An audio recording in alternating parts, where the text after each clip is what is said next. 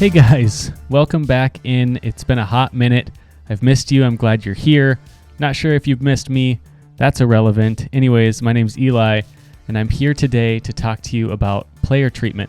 That's something that gets commented on pretty frequently on my posts whenever I post something on Facebook, Instagram, Twitter. Who uses Facebook? Twitter, Instagram, whatever. Wherever I'm posting, a lot of comments I get have to deal with player treatment and how some of you really want to know my process when it comes to editing my player photos that you see in these edits. So that's exactly what I'm going to do. We're going to dive into Photoshop here and we're going to go a little in depth, and I'm going to give you my start to finish process on how I edit my player photos. So we've got Photoshop open here and our good friend Rudy Gobert getting ready for the playoffs this Saturday. Really excited for that. We had David Sherman behind the camera for this shoot. Incredibly talented photographer. Really love using his work in my edits, so shout out to David. Not sure if he's ever going to see this, but gotta shout him out regardless. So we have Rudy here, and you'll notice that the light source is coming from his right side. And so if you recognize any of this, it's because I posted an edit last night that utilized this as well as 3 other Timberwolves players. But for right now, for this exercise, we're just going to deal with Rudy. And so I kept this circle in because I figured it kind of acted as a bit of a light source there. So we're going to keep that there. And so any of the adjustments that you're going to see during this, we're pretty much going to focus on that light source and these little light hits on the right side of his face there and on his arms, and some with the uniform, but you know, we'll cover all the bases and you'll see that. So how I typically start a player edit is that I go into Camera Raw Filter and I get all of my settings kind of where I want them to be. And so here's a start to finish on my Camera Raw. I really like to amp up the clarity a little bit. We'll do a little bit of dehazing. For this, I liked to put in a little bit of grain. I found some pretty decent results when I did that. And usually at the end of an edit, as you've seen in a previous video of mine, I usually round off a final piece with another pass through Camera Raw just to really give it that polished, completed look.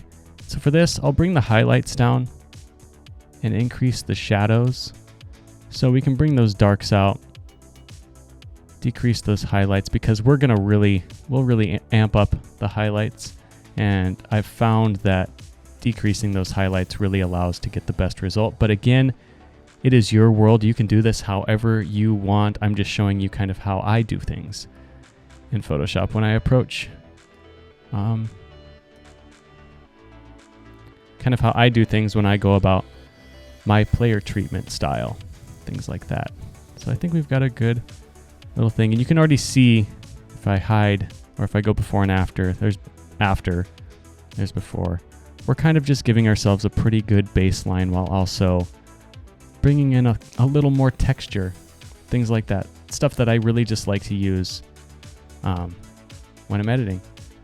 Color, we'll do a little bit of saturation maybe, but we can always finish it off at the end. Okay, so that sounds pretty good. So then we're going to go over to our adjustments panel over here, grab the curves.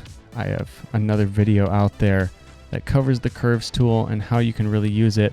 This is basically just an extension of that because that's exactly what we're going to be doing for this exercise. So I'll use the curves adjustment layer to really bring up those highlights. I've clipped the adjustment to the layer, and so then we're going to Command or Control I, reverse that mask, and then I'm going to grab my trusty brush tool, take that flow down to about 16%. That sounds great.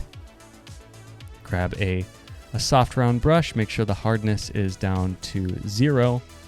Unless you want to get really crazy and have a really hard brush doing this, go for it, knock yourself out. This is how I do it. Okay, so first we're gonna really bring out his eyes here. Increase the brightness on those eyes. I like to focus on the nose because you can see that light is already hitting his nose quite a bit, so we're gonna accentuate that a bit. His cheekbones. Really, you're just, again, Like I talked about in a previous video, we're really just focusing on what's already there and just bringing that out a little more. Zoom out a little bit so you can see it. And you'll see me hiding the layer and bringing it back just so we can, kind of gauge where we're at and where we started. So you can already see we've already made quite a difference on Rudy's face there. Okay, so we can move down to the arms a little bit. Again, the way this was shot, shout out to David, the way this was shot, you already have such a good baseline and an idea of what, if you want to accentuate things, what needs to really happen or what really needs to be accentuated here.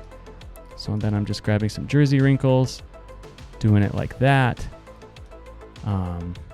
And it's just these small things. They don't really take a lot of time. Obviously, I've been doing this for a little bit.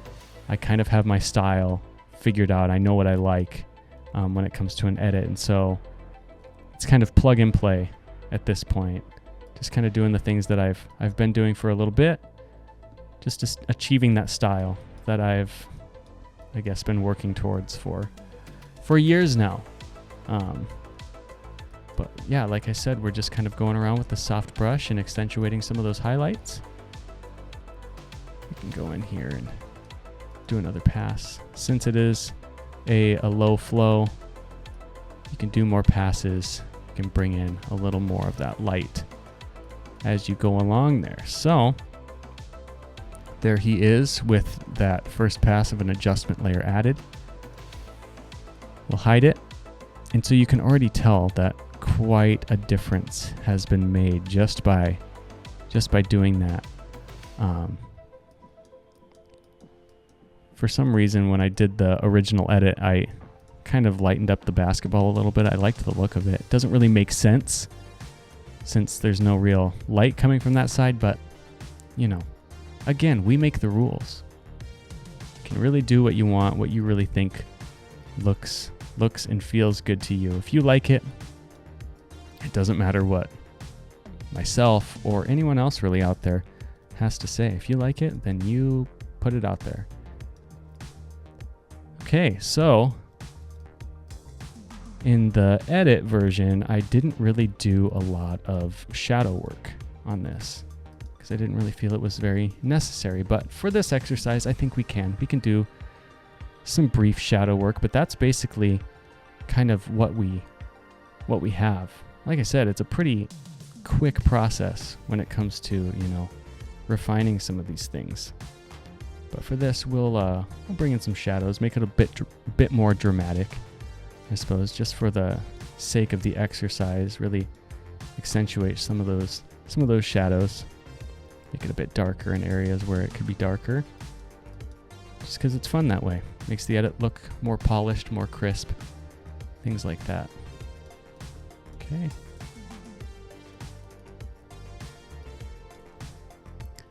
Just about there. It's kind of weird to try to keep talking through this. I know you don't want to have dead space, quote unquote, in videos like this, but sometimes you just kind of have to let the work do the talking, Going around with my brush here and just kind of going with what I feel like, which is what you should be doing too. Just kind of going with what feels right.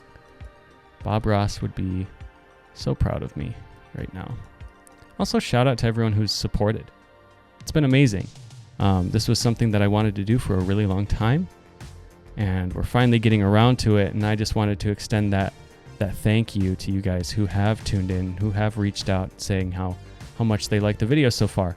I appreciate you. That's why I'm doing this. I'm doing this for you. I'm doing this to give you a glimpse inside the wild mind of mine that I guess comes up with some of these ideas and puts some of this stuff out there. So anyways, I appreciate you. As a self-taught designer, it means a lot to kind of get these messages and get these nice compliments from so many of you, especially some of you who are working in the industry and who have been for a really long time. It just means a lot. So shout out to you. Thanks for being cool. I'm glad you're here. So let's zoom out a little bit. We have this pretty much done. What I'm going to do, it's going to make it easier to do a before and after. I'm just going to grab a copy of Rudy, and I'm going to hide the camera raw, and then I'm just going to group this portion here just to give you an idea of what it really looks like before and after. So there we have the before. You can zoom in a little bit. Before and after. Before and after. And then usually, obviously I don't just do, you know, edits of players by themselves like this with a blank background. Usually there's more going on. And so depending on what else happens in the edit, how many players are needed, I usually just kind of wash, rinse, and repeat with all of the other players. For consistency's sake, I'm just going to flatten this, and we'll take it through a camera raw filter again, and I'll use my presets and stuff like that that I like to use. I'm not sure what I used last time, but I always like this Artistic 4. Even though it makes his skin a little yellow, we can always adjust that in the color settings. What I usually do is I'll just look around in these little color profiles here. Modern looks good. That one looks pretty good.